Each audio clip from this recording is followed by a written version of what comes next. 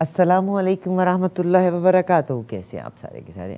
اپن تو بالکل ٹھیک ہیں، اور ہمارے ساتھ ہوا کرتے ہیں قابل احترام ڈاکٹر سمیع اللہ ملک صاحب آل دا وے فرام انگلینڈ. دیکھیے صاحب، ٹیکنالوجی کتنی ایڈوانس ہو گئی ہے. ہم یہاں ٹورنٹو میں بیٹھے ہوئے ہیں، وہ انگلینڈ میں بیٹھے ہوئے ہیں، آپ پوری دنیا میں پھیلے ہوئے ہیں، مگر ہم سارے ایک پیج کے اوپر ہیں. اور آج یہ ٹیکنالوجی کے حوالے سے آئی ڈونٹ نو سمیع بھائی نے کیا کہنا ہے، مگر الیکٹرانک ووٹنگ مشین کا جو سسٹم ہے، ٹیکنالوجی کے ساتھ چلنا، بھائی اپن کو تو اچھا لگتا ہے. ہم تو یہ سمجھتے ہیں کہ جب پہلی بار انسان نے چاند پہ قدم رکھا تو بھی ہم نے رکھنا اڑایا، جب پہلی بار لاؤڈ سپیکر آیا تو بھی ہم نے کہا لو جی یہ تو شیطان کی ٹوٹی آ گئی ہے.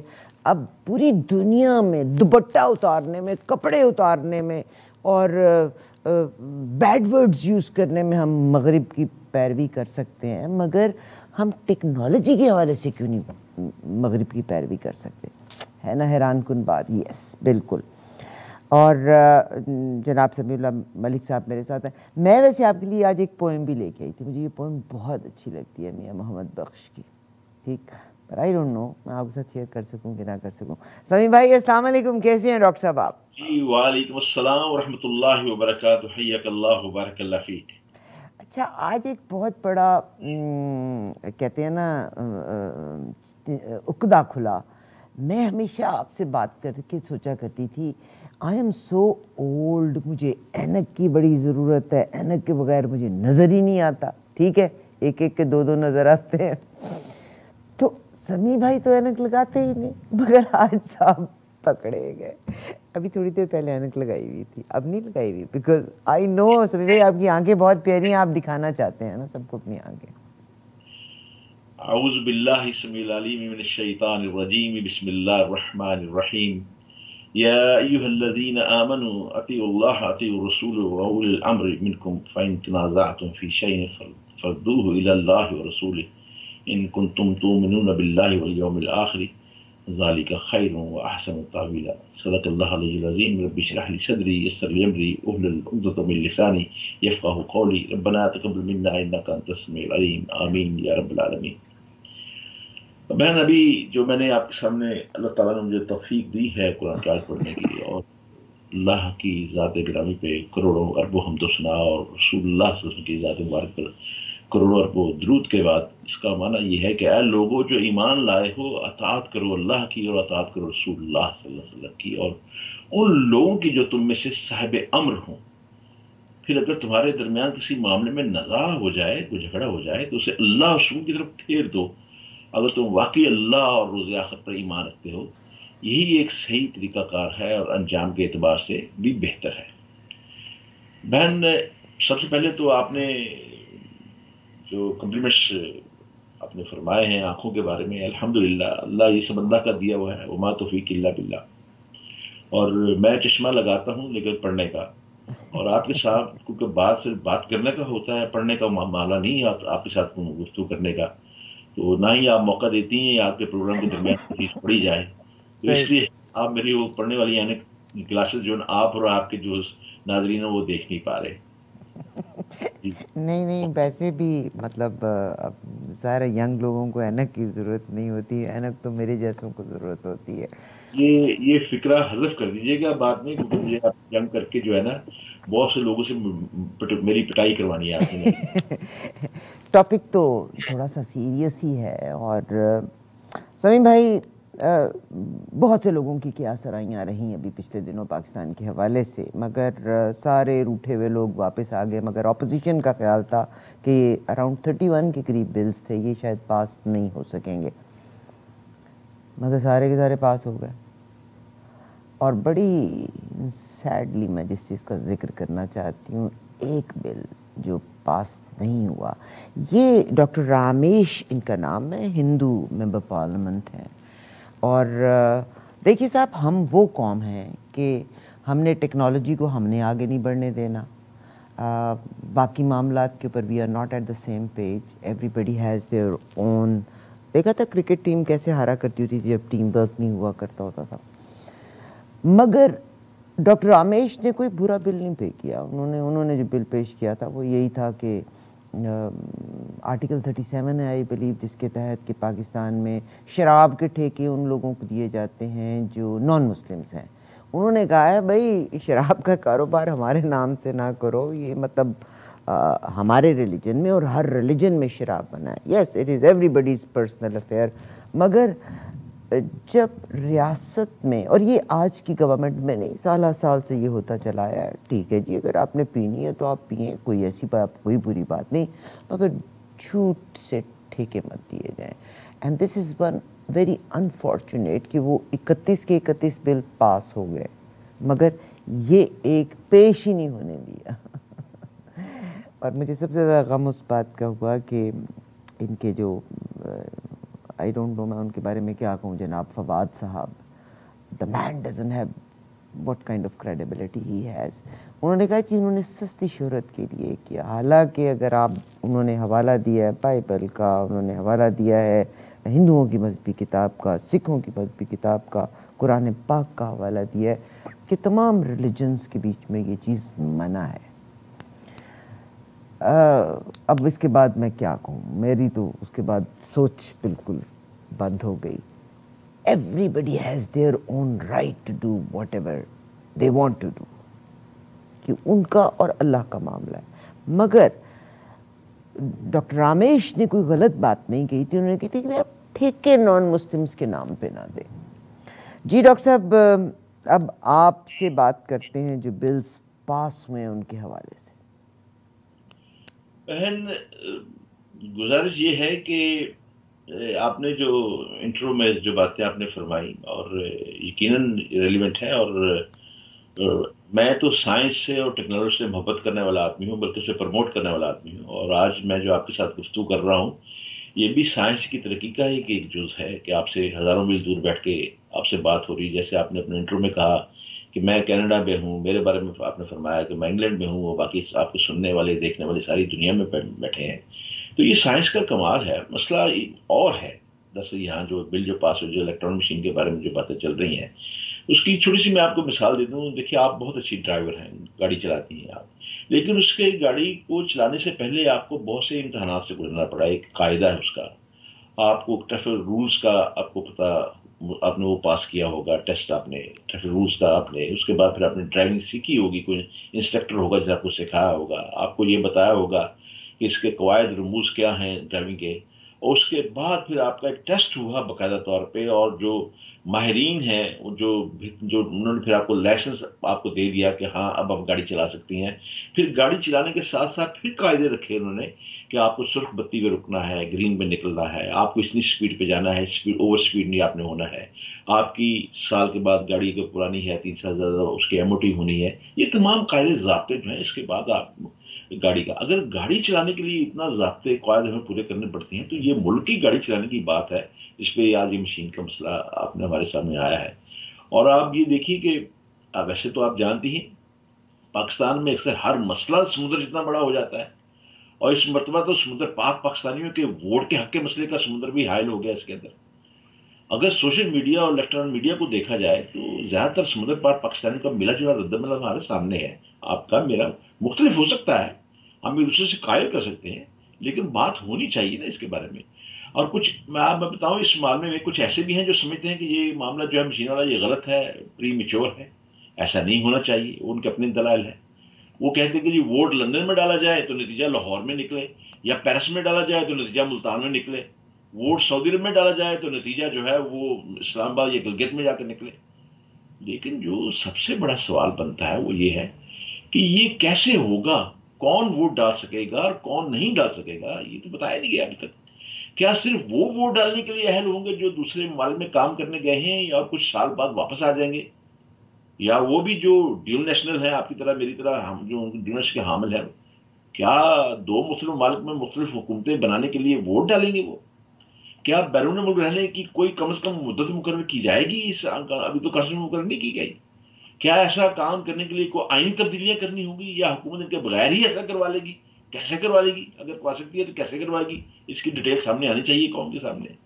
اگر دیکھا جائے تو جتنا غور کریں اتنے ہی سوالات زیادہ ابھرتے ہیں میری بہن، اور مسئلہ اتنا سیدھا نہیں لگتا جیسے یہ کہا جا رہا ہے. اور ہمارے جو وزراء ہیں حکومت کے وہ بڑے تفاخر کے ڈھول پیٹ رہے ہیں، معاملہ ایسا نہیں ہے.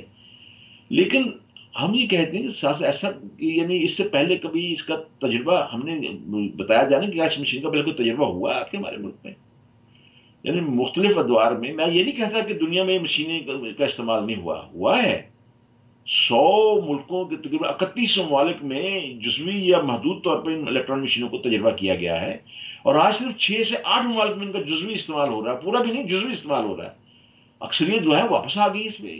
ہمیں اس پر بھی غور کرنا ہوگا نا کہ آخر یہ Germany, Ireland, Holland, Finland, Italy, France, یہ تمام ممالک نے مشینوں کے اس ناکام تجربے کے بعد دوبارہ مینول سسٹم پر کیوں آ گئے ہیں؟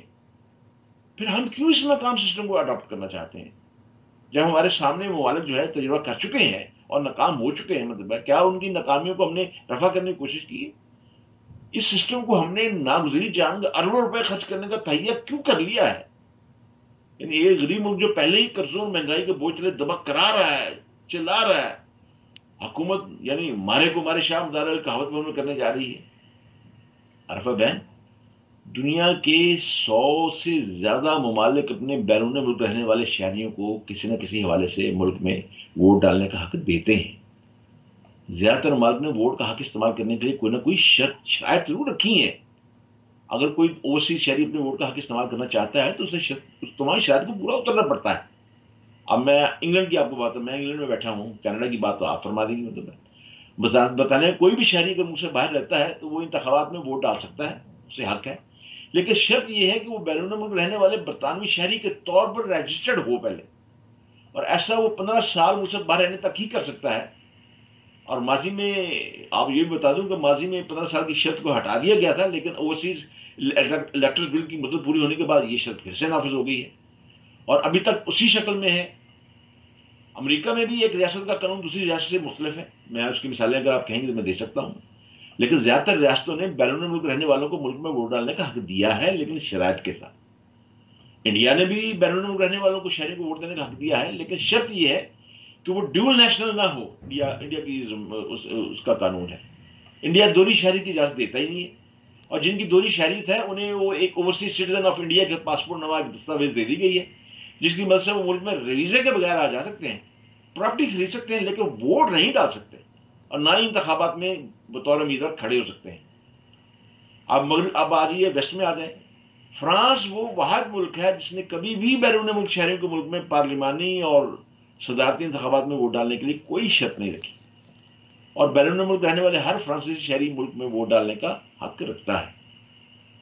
اب آئیے آپ کینیڈا کی بات کر لیتے ہیں. کینیڈا میں 2019 سے پہلے تک کچھ شرائط تھیں، 2 سال پہلے تک، لیکن اب انہیں ختم کر دیا گیا ہے. میں پڑھ رہا تھا وہ تمام شرائط میرے سامنے، میں نے اسے پڑھا انہیں، اور ان کے بیرون ملک رہنے والے شہری اب انتخابات میں ووٹ ڈال سکتے ہیں، اب کینیڈین جو ہے ڈال سکتے ہیں. اس طرح کا حال جو اٹلی کا بھی ہے. لیکن اگر کوئی اٹلی کا شہری کسی ایسے ملک میں رہ رہا ہے جہاں اٹلی کی گورنمنٹ کا کوئی سفارتی نمائندہ نہیں ہے تو اسے پھر اٹلی آ کر ووٹ دینا ہوگا. اگر وہ ایسا کرتا ہے تو اٹلی کی گورنمنٹ اس کے سفر کے 75% جو اخراجات ہیں وہ برداشت کرتی ہے حکومت. اب آئیے میں آپ پاکستان کی طرف فوراً آتا ہوں. وقت کے یعنی پاکستان کے سرکاری اعداد و شمار کے مطابق اس وقت یعنی سمندر پار اوورسیز پاکستانی جو ہیں ان کی تعداد 90 لاکھ سے اوپر ہے. اور یہ میں گورنمنٹ کے اعداد و شمار کے سامنے رکھنے کا ہوں، اپنی زبانی اپنی طرف سے نہیں رکھ رہا میں. اور سب سے بڑی تعداد جو ہے وہ مشرق وسطیٰ میں ہے، عربوں میں ہے. ان میں سب سے زیادہ تعداد جو اس وجہ سعودی عرب اور متحدہ عرب امارات میں رہتی ہے. اب 2017 اور 18 کے اعداد و شمار کے مطابق مشرق وسطیٰ میں تقریباً 48 لاکھ کے قریب پاکستانی رہ رہے ہیں، اور جبکہ یورپ میں 21 لاکھ سے زیادہ، جبکہ شمالی امریکہ میں یہ تعداد 13.5 لاکھ سے زیادہ ہے. اب 3 لاکھ کے قریب افریقہ میں ہے، 2 لاکھ سے ذرا زیادہ ایشیا اور مشرق فار میں رہتی ہے، اور اب 1 لاکھ سے کچھ زیادہ آسٹریلیا میں آباد ہے. میں پھر دوبارہ عرض کر دوں کہ یہ میری ساری جو تعداد آپ سامنے رکھی ہے یہ پاکستان کے نادرا کے ڈیٹا سے اٹھا کے میں نے آپ سامنے رکھی ہے. لیکن اب یہ 5 دن پہلے 17 نومبر کو پاکستان کی پارلیمان کی جو مشترکہ جو ہمارا اجلاس ہوا ہے اس میں حکومت نے بیرون ملک پاکستان کو ووٹ ڈالنے کا بل منظور کروا لیا ہے. ویسے تو اس دن آپ نے دیکھا ہوگا کہ جو پردھان کا کنبہ جو شور مچا وہاں پہ حزب اختلاف کے جتنے بھی ارکان تھے وہ احتجاجی اسمبلی سے واک آؤٹ کر گئے، اور پھر آپ دیکھیے حکومت نے پھر اس کو غنیمت جانا، انہوں نے پھر جلدی جلدی 33 بل پاس کروا لی، جس کا آپ نے ذکر کیا. اگر میں یہ کہوں کہ پارلیمنٹ بل اس طرح پاس ہوئے جس طرح اس سال اسکولوں میں شفقت صاحب نے بچوں کو بے دریغ پاس کیا، کہ اس طرح بل پاس ہوئے. یعنی حزب اختلاف کے اب حزب اختلاف کہتی ہے ہم اس کے خلاف اب کورٹ میں جائیں گے، یہ کام چلنے نہیں دیں گے. لیکن میں بہن آپ سے ایک اور جو ضروری چیز آپ کے سامنے میں رکھنا چاہتا ہوں، کوئی الیکشن کمیشن جس نے یہ الیکشن کروانا ہے، جس نے نگرانی کرنی ہے، جو کہ اس کا انچارج ہے، اس نے اسے ناممکن قرار دے دیا ہے الیکشن کمیشن نے. یعنی جس دن یہ بل پاس ہو رہا تھا 17 تاریخ کو، اسی دن چیف الیکشن کمشنر نے لاہور میں ہونے والے جو ضمنی انتخاب ہے NA 133 اور خانیوال میں جو ہے 206، وہاں انہوں نے مشینوں کو یہ مشینوں کو استعمال کرنے کی اجازت نہیں دی. کہا گیا لیکن انہوں نے کہا ہم مطمئن نہیں ہیں. اب مجھے بتائیے کہ حکومت بل پر پھر کیسے عمل کروائے گی؟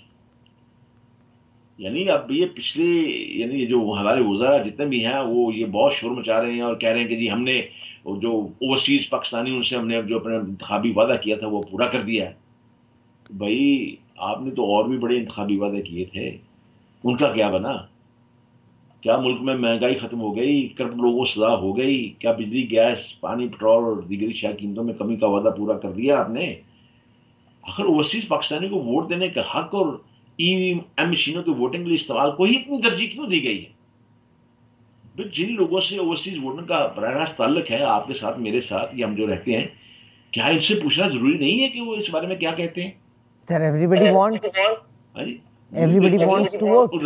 سامنے آنا چاہیے نا. کیا ان سے مشورہ کیا گیا؟ سر میں معذرت کے ساتھ کین آئی انٹرپٹ یو؟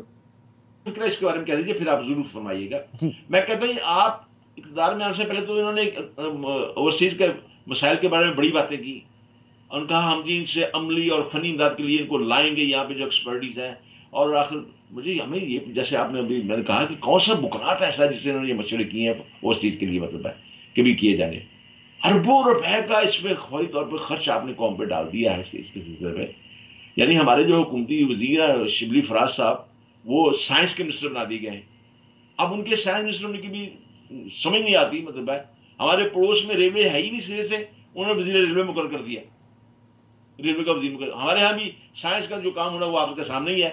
پہلے تو وزیر سائنس آئنسٹائن تھے نا آپ کے فواد چودھری. بٹ یہ تو رونا ہی بیکار ہے، بالکل بیکار ہے.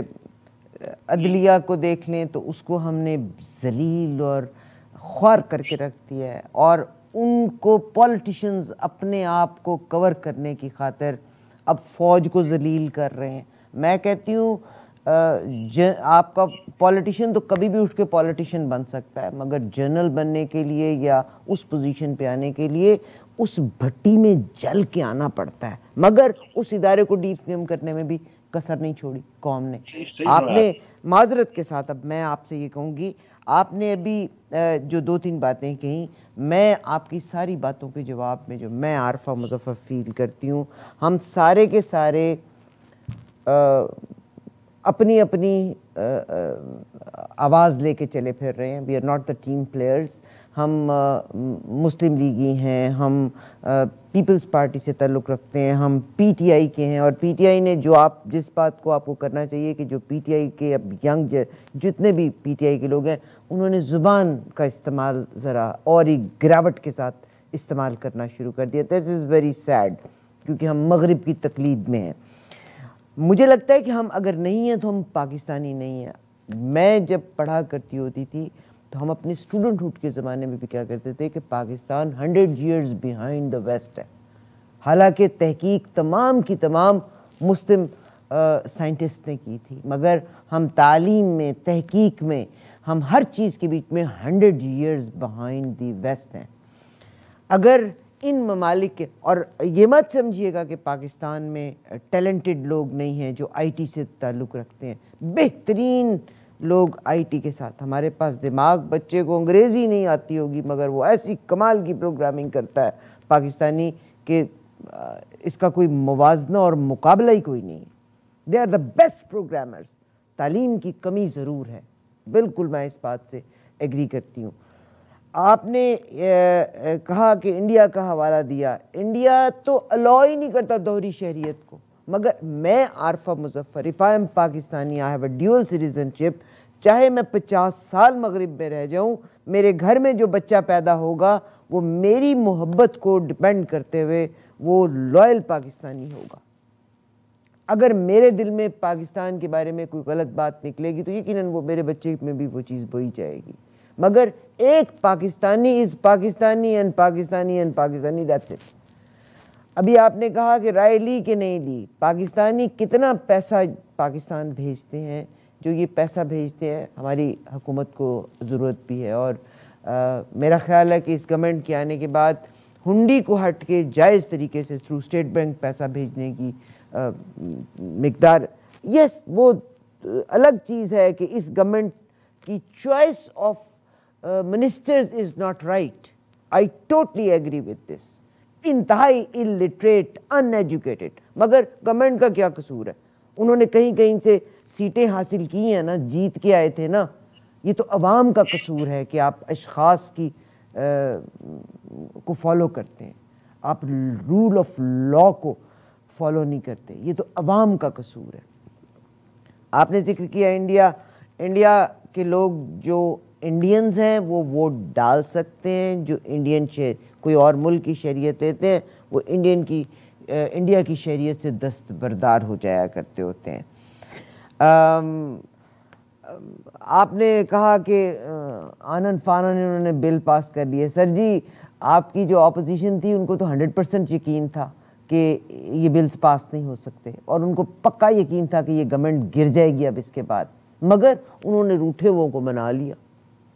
آخر پراپر چینل سے ہی بل پاس ہوا ہے نا، الیکشن کمیشن کا بندہ بھی اگر اب اس بل ای وی ایم مشینز کے اگینسٹ بات کر رہا ہے، سارے کے سارے بکے ہوئے ہیں سر۔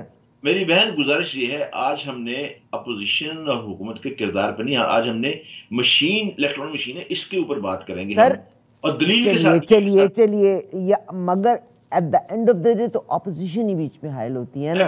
ای وی ایم مشینز کو نواز شریف کی گورنمنٹ سے سٹارٹ ہوا تھا کہ وہاں سے، تب بھی اس سے پچھلی گورنمنٹس، مجھے ایگزیکٹ کیونکہ I was never in too much politics, اس سے پچھلی گورنمنٹس بھی چاہتی تھی کہ الیکٹرانک مشین ہو جائے۔ سر جی ٹیکنالوجی کے ساتھ چل کے دنیا کے ساتھ انگریزی بولتے ہیں تو آپ کو اعتراض ہے کہ انگریزی کیوں بولتے ہیں، اردو میں کیوں نہیں بات کرتے، مشین لگاؤ تو، حالانکہ ننگی فلمیں دیکھنے کے لیے ہر کوئی ٹیکنالوجی کا استعمال کرتا ہے، ہاں جی دیکھ لوں میں تو شروع میں ہی کہہ دیا کہ میں تو سائنس لور ہوں، ٹیکنالوجی لور ہوں، میں نے کہا میں تو شروع میں پروگرام کے شروع میں یہ بات آپ سے کہہ دی۔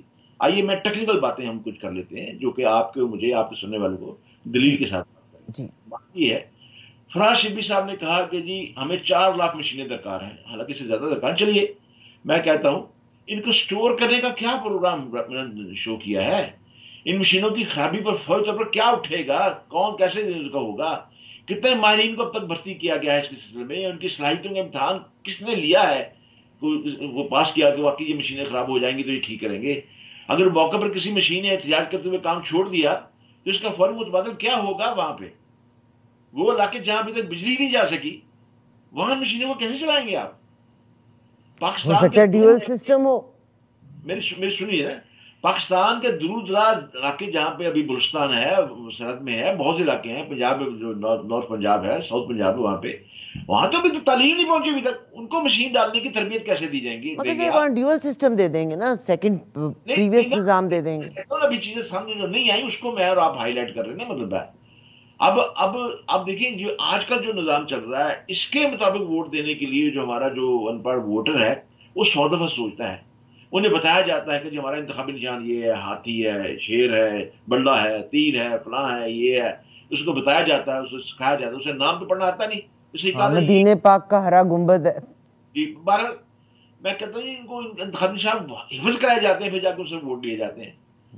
میں اپنے آپ کو ایک چھوٹی سی مثال دینا چاہتا ہوں، مجھے آپ کی بات سے ایک چھوٹی سی مثال یاد آ گئی۔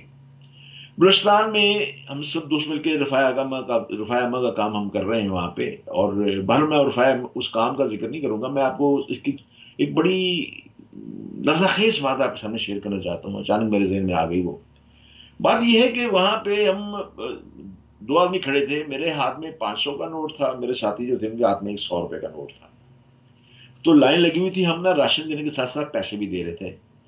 تو جب وہ ایک خاتون میرے پاس آئی تو میں سے 500 روپے کا نوٹ دینے لگا تو کہتی ہے نا نسوا نوٹ لیسا، اور 100 روپے کو کہتی ہے رنگ کے اوپر نا کہ میں سوا نوٹ لا، ایسا مطلب ہے جی. یعنی میں خود لرز گیا کہ اس خاتون بیچاری کو پتہ ہی نہیں ہے کہ 100 روپیہ 500 روپیہ کا نوٹ کون میں فرق کیا ہے جی. اب اس سے اب آئیے 2018 کے انتخابات کی تفصیل میں آپ کے سامنے رکھتا ہوں. اب مجھے اب دل پہ آ کے سوچیے کہ میں جو نا ٹیکنیکل چیزیں آپ کے سامنے رکھنے لگا ہوں، کوئی سیاست نہیں، نہ اپوزیشن کی یا حکومت کی. ہمیں اس سسٹم کے لیے کون کون سی چیزیں درکار ہیں آپ یہ دیکھیے جو حکومت نے ہر سامنے رکھا ہے.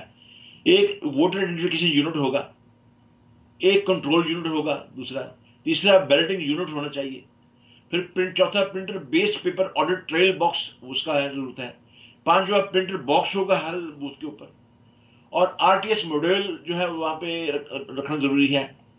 اور now let's get a scale of how large the traditional voting exercise 2018 میں کیا تھا. پاکستان کے 85,000 پولنگ اسٹیشن ہیں، یہ الیکشن کمیشن کی ویب سائٹ پہ جا کے دیکھیں، 85,000 پولنگ اسٹیشن ہیں، 2,40,000 پولنگ بوتھس ہیں، اور 95,000 ووٹر آئیڈینٹیفیکیشن یونٹس درکار ہوں گے. میں 95,000. اب حکومت جو ماہرین ہیں انہوں نے جو رپورٹ تیار کی ہے خرچے کی وہ بھی سن لیں. میں آج آپ سے کہوں، میں جو الیکشن کمیشن کی جو ویب سائٹ ہے اس کے اوپر بھی، اور جو حکومت کے نمائندے انہوں نے جو کہا، اب الیکٹرانک مشینوں پہ انہوں نے کہا کہ جی 55 ارب روپے کی رقم خرچ ہوگی. یہ حکومت کے فگرز آپ کے سامنے رکھ لوں. میں پھر سٹاف کی ٹریننگ پر 1 ارب روپیہ خرچ ہوگا.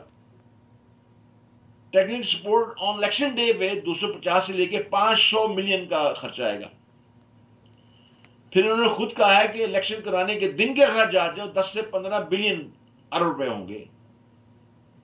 پھر انہوں نے کہا کہ تمام مشینوں کو سٹور کرنے کے سالانہ جو اخراجات ہوں گے وہ 240 سے 500 ملین ہوں گے. اب بیرون ملک پاکستانی کو ووٹ کا حق دینے کے فیصلے کے وقت ہمیں دیکھنا ہوگا کہ ہمارا یہ جو ڈائسپورا ہے یہ کس قسم کا ہے. میں آج اپنی اور آپ کی بات کر لیتا ہوں. ہم یہاں بیٹھے اب ذات پاک سے اوپر نکل چکے ہیں، آپ نے اشارہ بھی کیا ہے. اس سے میری ووٹ دینے کی سوچ جو ہے وہ میکرو ایشوز پر ہوگی، مائکرو پر نہیں ہوگی. میرے لیے پاکستان کی معیشت اور ترقی کے مسائل اہم ہوں گے، سائنس ہوگی، ٹیکنالوجی ہوگی. میرے لیے یہ مسائل ہے، میں اس میں بات کروں گا. میں چاہوں گا کہ میں اس کو دیکھوں گی کون سی جو حکومت ہے، کون سے لوگ ان کا ایجنڈا جو ہے اس میں سائنس ہے، جو میکرو ایشوز پہ کون بات کرے گا، اور کون اس پہ مخلص کم کرنے کا اہل بھی آئی نہیں ہے. یہ چھوٹے موٹے سطحی مسائل جو ہے نا یہ پاکستان کے لوگ کریں، اب وہاں رہتے ہیں. مجھے ذاتی طور پہ اس کے علاوہ کوئی فائدہ نہیں ہے. میں اپنے ملک میں چاہتا ہوں کہ میں جب ملک جاؤں تو حالات بہتر ہوں، اس میں ترقی ہو رہی ہو. پاکستان اب ہمارا، اب یقین مانے ہمارا ہالیڈے ہوم بن گیا، مانے یا نہ مانے، بچے نہیں جانے کو تیار. ہمارے پہلے والے رابطے ٹوٹ چکے ہیں. ہم نے یہی رہنا ہے، آپ نے کینیڈا رہنا ہے، انگلینڈ رہنا ہے، جو لوگ یہی رہنا، جن کے بچے بڑے ہو چکے ہیں وہ اپنے آپ کو یعنی وہ پاکستان کو ہالیڈے ہوم ہی سمجھتے ہیں.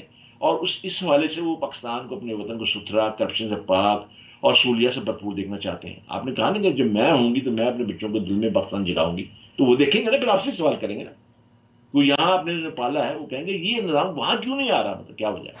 کیونکہ کوئی آنے نہیں دے رہا. دیکھیے ہاں یہ آپ اس بات کے بعد ڈاکٹر صاحب میں اب آپ کی ساری میرے ذہن میں ایک تو آپ نے دیکھیں جو آپ کا کنسرن ہے، آپ کا کنسرن یہ ہے کہ ٹھیکے دیے جائیں. دس از ویری انفارچونیٹ پارٹ. یہاں بھی جتنی مسجدیں ہوتی ہیں نا، مسجدوں کے اندر جو بنتی ہے نا، ایک کمیٹی بنتی ہے، ٹھیکے انہیں کو اپنوں کو اندر دیے جاتے ہیں. یس آپ کا کنسرن ہے، مگر بعض اوقات ہماری ریزرویشنز پری میچور ہوا کرتی ہوتی ہیں.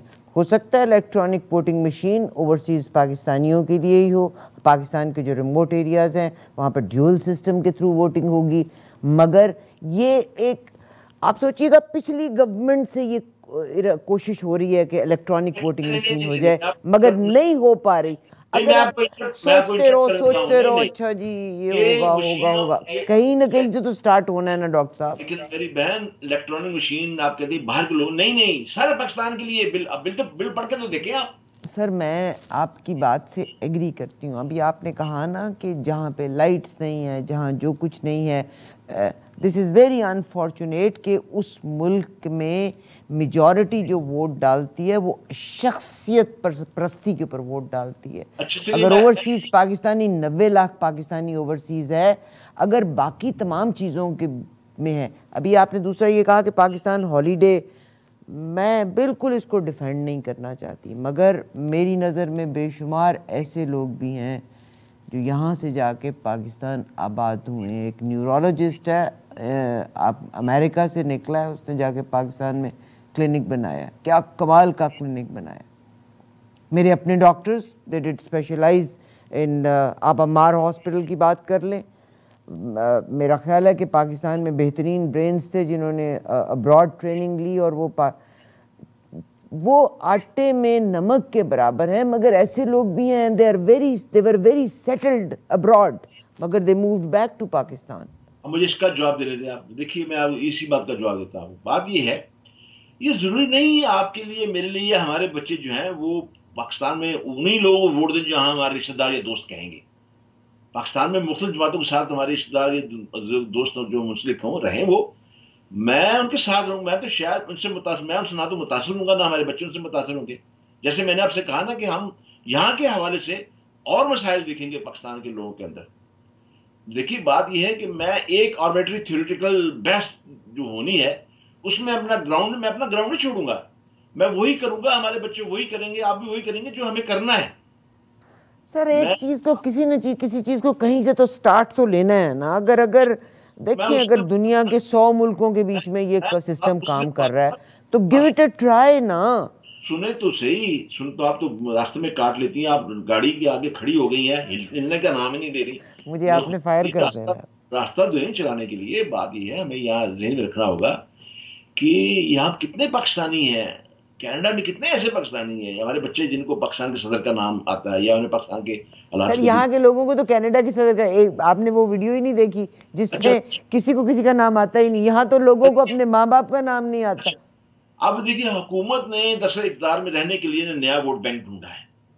نہیں سر, اس سے ووٹ مانگا جائے گا. اچھا مجھے یہ بتائیں, یہ سر آپ کا رویہ نا پاکستان کی جرنلسٹ والا ہے. نہیں اب دیکھیں ہم سے ووٹ, آپ سے مجھ سے ووٹ تو مانگا جائے گا, لیکن ہمیں الیکشن میں حصہ لینے کی اجازت نہیں ہے. ہم اپنے 80 لاکھ آدمی میں سے کوئی آدمی اس قابل ہے ہی نہیں کہ وہ الیکشن لڑ سکے. انفارچونیٹلی پاکستان سے تو ہمیشہ آپ بھی کوئی کسی مختلف ادارے کے ساتھ پاکستان اینٹی پاکستان کرنا شروع کر دیں کام, تو آپ کو سیٹ مل جائے گی پاکستان میں. دیکھیے میں بتا, اب دیکھیں نا ملک میں زر معاملہ بھیجنے والوں کو ایک طرح سے خوش کرنے کا یہ طریقہ ہے میری بہن, یہ ڈھونڈا ہے انہوں نے. نہیں سر. اچھا مجھے یہ بتائیے گا, اس سے پہلے کی گورنمنٹس نے یہ چاہا تھا ای وی ایم کہ نہیں؟ جو بھی کہے اس طرح نامکمل پروگرام جو بھی کہے گا, چاہے آپ کہیں یا میں کہوں کو بھی, یہ بات جو غلط ہے وہ غلط ہے.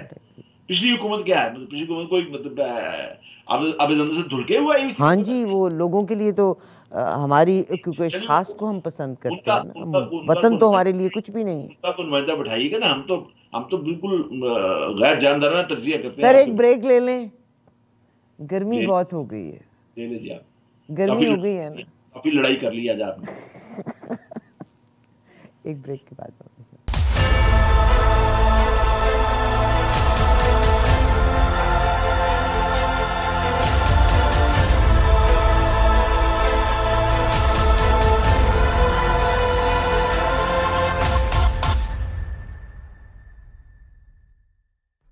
میرا دل چاہتا ہے کہ میں آپ کو اب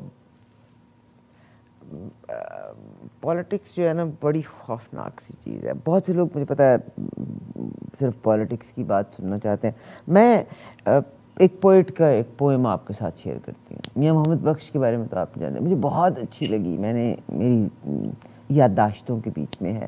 سمیع بھائی کو بھی مجھے لگتا ہے اچھا نہیں لگے گا, مگر میں آپ کے ساتھ شیئر کرنا چاہتی تھی کہ اتنے بڑے بڑے پوئٹس گزرے اور ان کی پوئٹری کے بیچ میں پیغام ہے, مگر ہم نے قرآن کو پیغام کو نہیں سمجھا. تو یہ اس کی میاں محمد بخش صاحب آپ کی پوئٹری کو ہم کیا سمجھیں گے. لکھتے ہیں, جس یاری وچ لالچ ہوئے کدی او توڑ نہ چڑھ دی, چادر لیرو لیر محمد کنڈیاں نال جو اڑ دی.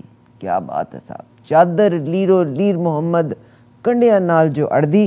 دنیا تے جو کم نہ آیا اوکھے سوکھے ویلے, اس بے فیض سنگی کولوں بہتر یار اکیلے. چار دہاڑے عمر جوانی کر لے ایشاں موجاں، صدا نہیں ہے دولت دنیا صدا نہ لشکر فوجاں، دانش منداں دا کم نہیں دنیا تے دل لانا، بہتے یار بڑھاون والے رہ جاندے نے کلے، اساں تے لک لک روندے دیکھے ککھ رہا نہ پلے۔ اس میں آگے وہ لکھتے ہیں کہ دشمن مرے تے خوشی نہ کریے سجنا بھی مر جانا، دیگر تے دن ہویا محمد اڑک نو ڈب جانا۔ یہ لائف ہماری بھی ختم ہونے کی ہے۔ دیگر تے دن ہویا محمد اڑک نو ڈب جانا، آماں دے اخلاصاں اندر خاصاں دی گل کرنی۔ کیا کمال کی بات۔ آماں دے اخلاصاں اندر خاصاں دی گل کرنی، مٹھی کھیر پکاوے محمد کتیاں اگے ترنی، ویری دشمن موئے گئے دا سا وسا نہ کریے، سپ موئے دا کنڈا چبے پھر بھی ڈر ڈر مریے، لکھ ہزار بہار حسن دی خاکاں وچ سمانی، لا پریت محمد جس دی جگ وچ رہے کہانی، نیچاں دی اشنائی اتوں فیض کسے نہ پایا، ککر تے انگور چڑھایا ہر بوٹا زخمایا۔ صاحب میں اس میں دیکھ رہی تھی کہ اتنا کمال کے پیغام ہے، مگر ہم تو قرآن کے پیغام کو نہیں سمجھنے کے، ہم تو حدیث کے پیغام سنت کے پیغام کو نہیں سمجھنے کے، تو باقی چیزوں کو ہم کیا سمجھیں۔ یہ تمام ذمہ داری پاکستان کے لوگوں کی ہے۔ اچھا میری بہن بات یہ ہے کہ میں آپ سے ایک اور آپ سے پوچھ لیتا ہوں، آپ مجھ سے سوال کرتی ہیں، میں آپ سے پوچھ لیتا ہوں۔ یہاں برطانیہ کے اندر کثیر تعداد جو ہے وہ آزاد کشمیر کے لوگوں کی ہے۔ جی سر۔ اور آپ مجھے یہ بتائیں آزاد کشمیر اسمبلی سے ابھی تک ایسا بل پاس ہی نہیں ہوا۔ آپ مجھے یہ بتائیں کہ وہ جتنے بھی آزاد کشمیر کے لوگ یہاں پہ آئے ہوئے ہیں سب کے پاس پاکستانی اوورسیز کارڈز ہیں، وہ اس سے فائدہ بھی اٹھا رہے ہیں، سہولیات بھی ساری حاصل کر رہے ہیں اور پیسہ بھی بہت بھیج رہے ہیں، لیکن اس کے باوجود وہ ان کا ووٹ دینے کا وہ تو ان کا ووٹ پاکستان میں تو نہیں ہے، وہ تو آزاد کشمیر میں ہے۔ آزاد کشمیر اسمبلی نے تو یہ بل پاس ہی نہیں کیا ابھی۔ سر کشمیر زندہ باد، پاکستان پائندہ باد، مگر میں بہت ہی کمتر ہوں سیاست کے معاملے میں، مگر میں آپ کو ایک بات بتاؤں، نہ تو رہتی دنیا تک فلسطین کا مسئلہ حل ہونا ہے، نہ رہتی دنیا تک کشمیر کا مسئلہ حل ہونا ہے۔ اگر یہ دونوں مسئلے حل ہو گئے تو پھر اسلحہ کہاں بکے گا؟ بک سکتا ہی نہیں اسلحہ۔ تو وہ بون آف کنٹینشن کی ہر چیز کو انہوں نے الگ سے ڈیل کرنا ہے۔ جی اب بات کیجیے۔ بات یہ ہے کہ بہن آپ نے قیاس پہ بات کی ہے کہ فلسطین کا مسئلہ نہیں حل ہوگا اور کشمیر کا مسئلہ حل نہیں ہوگا، آپ نے قیاس پہ بات کی ہے۔ میں آپ سے یہ عرض کر دوں کہ قوموں کی زندگی میں 100 سال 200 سال جو ہے معمولی چیز ہوتی ہے، قوموں کی زندگی صدیوں پہ محیط ہوتی ہے، مطلب قوموں کی زندگی میں مطلب ہے۔ پھر یہ ہے کہ میرے اور آپ کے پاس کوئی ایسا غیب کا پیمانہ نہیں ہے، ہم اگر ہاں یہ بات درست ہے کہ جب ہم مایوس ہوتے ہیں کہتے ہیں بھی پچھلے 60 سال سے 70 سال سے یہ دونوں مسئلے لٹکے ہوئے ہیں اور ان مسائل کی بنیاد کے اوپر مسلمانوں کے اوپر جو ہے جو ظلم ستم ہو رہا ہے یہ ختم ہونے کو نہیں آ رہا ہے، شاید کبھی نہ ہو، یہ بہن مایوسی کی بات ہے۔ سر مایوسی کی بات نہیں ہے، دیکھیے آپ میتھمیٹکس ہیں، آپ انجینئر ہیں، فلسطین 74% سے میرا خیال ہے 20% 24% پہ آگے کھڑا ہو گیا۔ بات تو سن لیں آپ بہن، کیا جو لڑ رہے ہیں اپنے حقوق کے لیے فلسطین والے کشمیر میں وہ سرنڈر کر گئے؟ میں اور آپ باہر بیٹھے ہوئے ہیں، ہمیں کیا حق ہے کہ ان کے بارے میں ان کی جدوجہد کے بارے میں فیصلہ کریں؟ یا تو ہو نا ہم کو رول ادا کر رہے ہوں۔ سر آپ کی مسلم امہ تو ہے، وہ آپ سے دیکھیے خانہ کعبہ کے اندر امام کرام نے اتنا کہا تھا کہ آپ فلسطین مسجد اقصیٰ کی آزادی کے لیے دعا کریں، کشمیر آزادی کی دعا کریں، وہ بھی بند ہو گئی۔ کس کا قصور ہے؟ میں نے سر ابھی آپ سے کہا تو گیا کہ مسلم آرگنائزیشن جو ہے، مسلم امہ جو ہے وہ حل ہی نہیں ہونے دیں گے۔ اب وہ مسلم امہ جو ہے نا امہ بن گئی ہے، مطلب امہ بن گئی ہے، مطلب اور اس سے زیادہ میں کیا کہوں۔ سر اب اگلی ٹاپک پہ آئیں۔ اب مجھے پتا ہے کہ یہاں بھی میرا اور آپ کا مکمل اختلاف ہوگا۔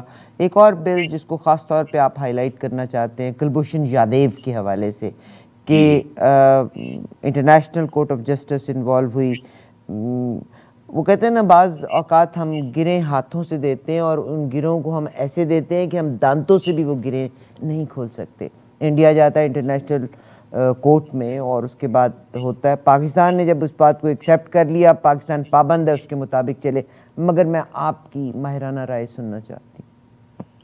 دیکھیے میں پہلی بات تو یہ ہے کہ میں آپ کو بتاؤں میں وکیل نہیں ہوں، میں لیکن ایک سیاسی رجحا نگار ضرور ہوں. میں پڑھتا ہوں، سب کی آرا پڑھتا ہوں، اس کے بعد پھر جو میرے ذہن میں آیا ہے اور میں آپ کے سامنے عرض کر دیتا ہوں. یہ بل جو ہے ہمارے وزیر قانون فروغ نصیب صاحب بیرسٹر ہیں، انہوں نے پیش کیا ہے کہ بھارتی جو جاسوس کلبھوشن جادیو اس کے معاملے میں کہ اسے جائزے اور نظر ثانی کا حق دیا گیا ہے تاکہ عالمی عدالت انصاف کے فیصلے کو جو ہے وہ قانونی حیثیت دی جائے.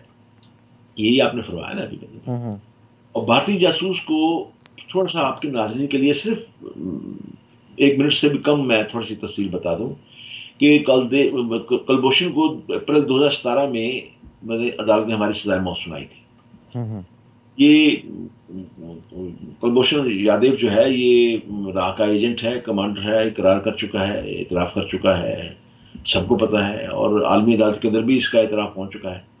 اور اس نے پاکستان میں آ کے دہشت گردی کے متعدد واقعات میں سلوک کاری کا اعتراف بھی کیا ہے اور اس سے لاتعداد بے گناہ پاکستانی شہید ہوئے ہیں. کم از کم 350 پاکستانی شہید ہوئے ہیں. میں سمجھتا ہوں کہ انتہائی مختصر طور پر کلبھوشن یادیو کیس کے متعلق ضرور بتایا جائے کہ تاکہ سننے والوں کے ذہن میں اس کی اہمیت تازہ ہو جائے. اس لیے میں نے یہ بات بتائی آپ کے سامنے. پہلی بات تو یہ ہے کہ بھارتی بحری کا حضرت سروس سب سے کلبھوشن یادیو یہ جو ہے یہ خفیہ ایجنسی را کا جنرل بتایا کہ اس کا جاسوس تھا اور ہے اور اب تو پڑ گیا. اب یہ حسین مبارک پٹیل کے نام سے جائل نام سے یہ کام کرتا تھا ایران سے، پھر وہ پاکستان بھی آتا تھا، جو کام کر پھر واپس چلا جاتا تھا. اس کو ہمارے ہاں 3 مارچ 2016 کو بلوچستان کے علاقے ماشکیل سے ایک آپریشن کے دوران گرفتار کیا گیا اور اس کی باقاعدہ نگرانی کی جا رہی تھی. پھر جیسے میں نے کہا کہ 2017 میں فوجی عدالت نے کلبھوشن کو جاسوسی کے الزام میں سزائے موت سنائی ہے. اب 8 مئی 2017 کو بھارت نے کلبھوشن کی سزائے موت کے خلاف جو ہے وہ انٹرنیشنل کورٹ میں چلا گیا، اس نے رجوع کر لیا اور 18 مئی 2017 کو انٹرنیشنل کورٹ نے جو ہے کلبھوشن کی سزائے موت پر عدالت کی جانب سے حتمی فیصلہ سنائے جانے تک جو ہے پاکستان سے کہا کہ آپ ابھی اس پہ عمل ہے جو عمل درآمد جو ہے اسے روک دیں. اب 17 جولائی 2019 کو آج سے کوئی 1 سال 3 مہینے پہلے عالمی جو عدالت انصاف ہے اس نے بھارت کی طرف سے دائر کی گئی جو کلبھوشن کی رہائی سے متعلق درخواست جو ہے اس کو مسترد کر دیا تھا. سب کو پتا ہے. پاکستان سے کہا گیا کہ وہ فوجی عدالت کی طرف سے کلبھوشن کی سزائے موت پر نظر ثانی کی جائے. یہ انہوں نے کہا. یعنی عالمی جو عدالت صاحب اس نے کہا کلبھوشن کو جو ہے کونسل کی رسائی دی جائے، جس میں پاکستان نے بھارتی کونسل کی کلبھوشن سے ملاقات بھی کروائی، اس کے ماں باپ سے ملاقات کروائی اور اسے رسائی بھی دی گئی. پاکستان نے تو اس کی عالمی عدالت کی ساری باتیں مانی ہیں. پاکستان میں حکومت اس بل کے لانے سے قبل آرڈیننس کے ذریعے قانون سازی کی جا رہی تھی. 2 مرتبہ اس آرڈیننس کو توسیع دی جا چکی تھی. آپ کو تیسری دفعہ آپ کو پتا کہ آرڈیننس نہیں جاری کیا جا سکتا. اس لیے حکومت یہ کہتی ہے کہ ہم نے اس لیے یہ قانون بنایا کہ تیسری دفعہ آرڈیننس پاس نہیں کیا جاتا، اس لیے ہم نے قانون سے اسمبلی میں پیش کیا اور اسے منظور ہم نے کروایا. اب مجھے ایک اور بات سامنے آ رہا. 2 سال 5 ماہ کے بعد پاکستان کی قومی اسمبلی نے عالمی عدالت انصاف کے فیصلے کو مؤثر بنانے کے لیے اس عدالت یعنی اس کا نظر ثانی بل سے کہا گیا ہے 2020 جو سیکرٹری رائٹ سے انہوں نے منظور کر دیا ہے. اس بل کی سینٹ سے حتمی منظوری اور صدر مملکت کے بعد اس میں دستخط ہو جائیں گے اور اس کے بعد بھارت کے جو مبینہ جو یہ کلبھوشن جو ہیں اس سمیت جتنے بھی اور جاسوس ہیں پاکستان میں جتنے بھی فوجی قید ہیں فوجی عدالتوں کو سزا مل چکی ہے ان تمام غیر ملکی قیدیوں کو فوجی عدالتوں کی سزا کے خلاف اپیل کا حق مل جائے گا اور وہ ہائی کورٹ سے رجوع کر سکیں گے. یہ حکومت نے اس بل میں کہا، لکھا بھی ہے، پڑھ لیں آپ سب. اب حکومت کی طرف سے دال میں کالا مجھے کیا نظر آیا مجھے بتائیے. اب یہ ایجنڈے کے 57 نمبر پہ یہ بل رکھا ہوا تھا آپ نے پاس کروایا جو کلبھوشن کے لیے منظور کروایا گیا ہے. اب سوال یہ ہے کہ یہ جس کو آپ نے منظور کرایا یہ قانون تو پہلے سے موجود ہے. ہائی کورٹس میں فوجی عدالتوں کی سزاؤں کے خلاف اپیل ہو سکتی ہے، اپیلیں ہو رہی ہیں، اپیلیں کی گئی ہیں اور لوگ رہا بھی ہوئے. تو پھر یہ قانون دوبارہ کیوں منظور کرایا گیا؟ مجھے بہن یوں محسوس ہوتا ہے، میں اب قیاس کرنا میں قانون دان نہیں ہوں، مجھے محسوس ہوتا ہے کہ اس قانون کو پاس کروانے کے پیچھے کچھ اور مقاصد ہیں جو قوم سے چھپائے جا رہے ہیں. کھل کر کیوں نہیں بتایا جا رہا کہ کسی دباؤ کے نتیجے میں آپ کلبھوشن کو چھوڑنے کا پروگرام بنا رہے ہیں؟ سر اب میں آپ کو اگر آپ کی اجازت ہو میں معذرت کے ساتھ مخل ہونا چاہتا ہوں. میری معذرت قبول کریں. میں ذاتی طور پہ سمجھتا ہوں کہ قوم کے ساتھ پہلے ہی بہت کھلواڑ ہو چکے ہیں. قوم کے صبر کا پیمانہ بڑا لبریز ہو چکا ہے. ایسا نہ ہو کہ اس بہانے غصے ناراضگی کا سمندر جو ہے تمام حدوں کو توڑتا ہوا سب کو خسو خاشا کی طرح بہا کرے جائے اور اس کے نقصانات اتنے شدید اور ناقابل تلافی ہوں کہ پھر ہم ہاتھ ملتے رہ جائیں. سر ویسے بھی فکر نہ کریں، پاکستان اب موبز کے سپردی ہے، مگر دنیا کی کسی بھی، اگر آپ اللہ کرے کہ ہمارے سینئر لوگ بھی مجھے ضرور رائے دیجئے گا، جب آپ ایک جاسوس کو پکڑتے ہیں، میں مانتی ہوں کہ اگر آپ نے اس کو پھانسی دے دی تو معاملہ ختم، مگر جتنا بڑا جاسوس ہوتا ہے اس کے اگینسٹ اتنی بڑی بارگین ہوا کرتی ہوتی ہے. اور دنیا کے ہر ملک کی ایجنسیز بھی ہیں، دنیا کے مختلف ممالک کے جاسوس ایک دوسرے کے ساتھ کام بھی کر رہے ہیں. ایون امریکہ اور کینیڈا چچا بھتیجا لگتے ہیں، مگر وہاں کے لوگ یہاں سپائنگ کرتے ہیں، یہاں کے لوگ وہاں کی بھی ضرور سپائنگ کرتے ہوں گے. انٹرنیشنلی بھی سپائنگ ہوتی ہے. ابھی ایک جو وہ ایک میرین جو وہ چائنا کے پانیوں کے نیچے الٹیمیٹلی وہ چٹان کے ساتھ جا ٹکرائی تھی، وہ بھی سپائنگ ہی کر رہی تھی نا وہاں پہ. چائنا نے تو بڑا اعتراض کیا. تو کہنے کی بات یہ ہے کہ یہ ہماری جذباتیت میں فیل کرتی ہوں. شاید آپ اس کو میری بات کو غلط سمجھیں، مگر میں یہ کہتی ہوں کہ ہر آدمی کو پکڑ کے مار دینا اور قتل کر دینا از ناٹ دا اینڈ. یہ جو جاسوس جتنا بڑا ہے اس کے اگینسٹ اقوام اتنی بڑی بارگین کرتی ہیں. آپ نے مار دیا، آپ نے ایک کو مارا، وہ ہمارے چھوٹے 15 کو مار دیں گے. آپ اس کے اگینسٹ بارگین کریں. That's all what it is. مارنا تو کوئی حل نہیں ہے. جی سر. اب مطلب دیکھیے مجھے لگتا ہے جیسے پاکستان میں ہر ادارہ نان سیریس ہے. میں نے کب کہا کہ کلبھوشن کو پھانسی دے دی جائے؟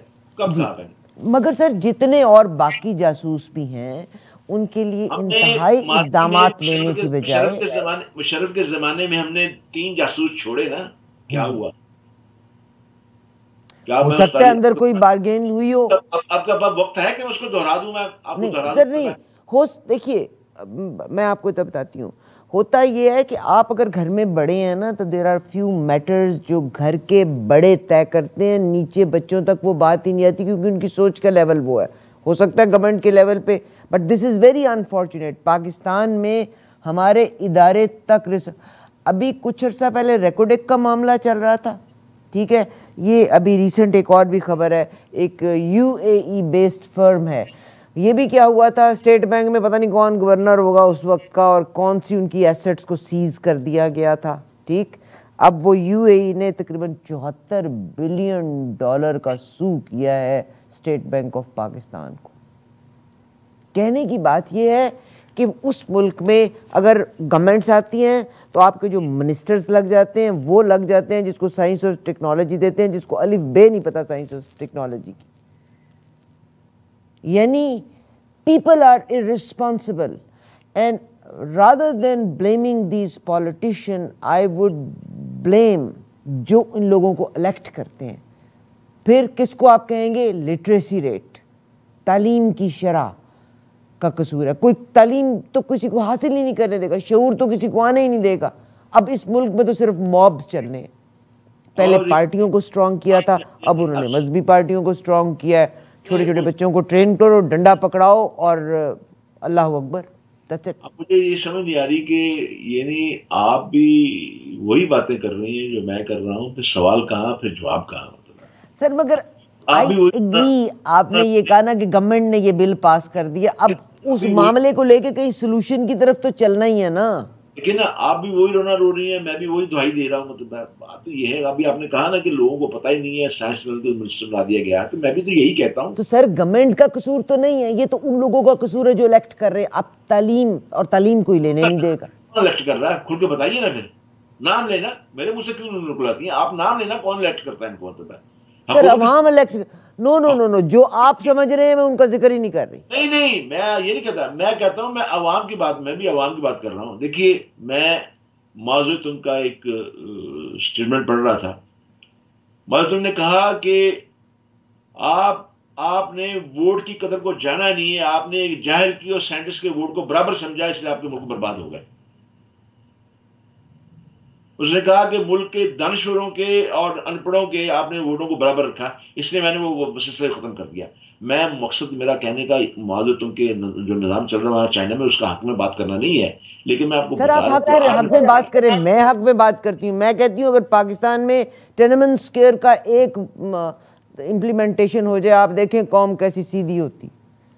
اب آپ مجھے امریکہ کو تو اعتراض ہے کہ وہ جی ٹینمنٹ اسکیئر پہ کیا ہو گیا تھا جی، اتنے بندے مر گئے. ہمارے یہاں فیملی پلاننگ کا منسٹر بنتا ہے، اس سے پوچھا جائے آپ کے کتنے بچے ہیں، وہ کہتا ہے میرے 11، الحمدللہ جی میرے 11 بچے ہیں. فیملی پلاننگ کا منسٹر ہے پاکستان کے، میرے ماشاء اللہ 11 بچے ہیں. کیبیگی میں وزیر تعلیم لگایا گیا، اس نے میٹرک کی نہیں پاس کی.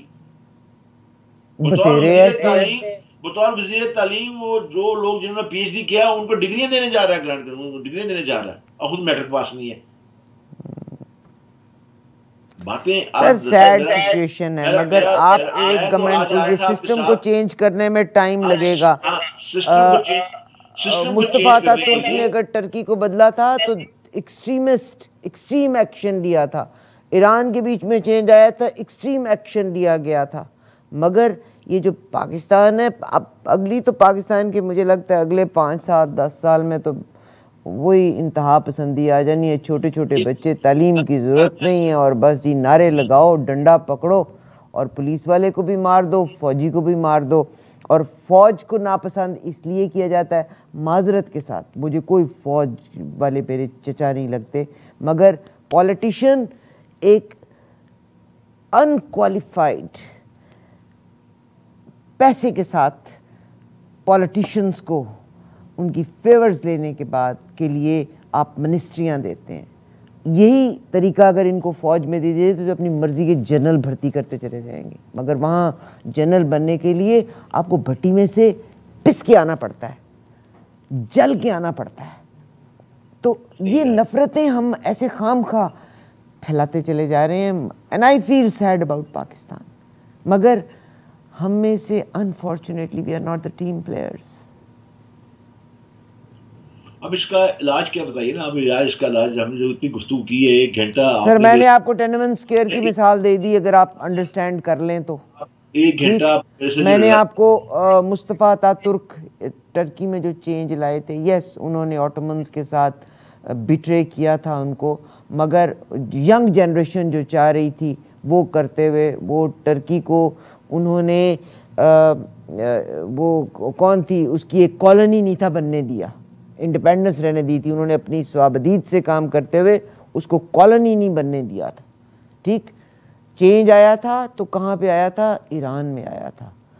اور اگر اس چینج کی گراؤنڈز کو دیکھیں تو کتنے لوگوں کی جانیں پھر وہاں پہ گئی تھیں. That is the change needed. مجھے تو لگتا ہے اس وقت جو پاکستان میں چینج آیا ہے، پہلے پولیٹیکل پارٹیز آئی تھیں، اب ریلیجیس پارٹیز آ گئیں، اور ریلیجیس انتہا پسندی میں ہم نے اپنے فرائض کا پرواہ نہیں کرنی، ہم نے قرآن کی فالو کرنے کی پرواہ نہیں کرنی، مگر ہم نے ان چیزوں کو فالو کرنا ہے جس میں ہم، اور قرآن میں تو یہ کہتا ہے کہ ایک بندے کو مارنا پتہ نہیں کتنوں کے برابر ہے، مگر ہم نے ان ٹولز کو اپنے ہاتھ میں لے لیا ہے کہ بس جی میں نے ہی دنیا میں فیصلہ کر کے نکلنا.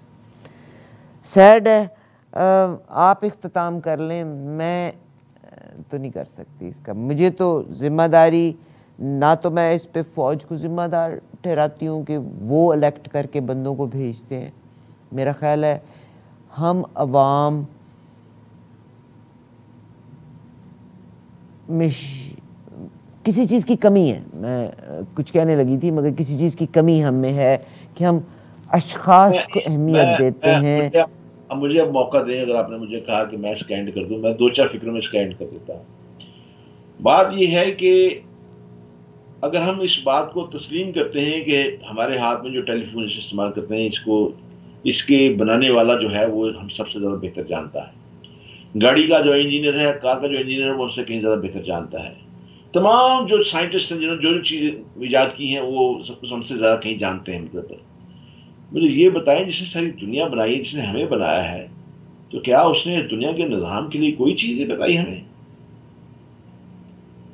اس نے یقیناً بتایا ہے. اس نے جو ہادی بھیجے ہیں، 1,24,000 سے زیادہ کم بیش لوگ بھیجے ہیں، ان کے ذریعے دنیا کی ہدایت کو جو پیغام بھیجا ہے، دنیا کا نظام بھی بتایا ہے کہ دنیا کا نظام کیسے چلنا چاہیے. یہ آپ کا امریکن بہت بڑا سائنٹسٹ مطلب ہے، مسلمان ہو گیا باب.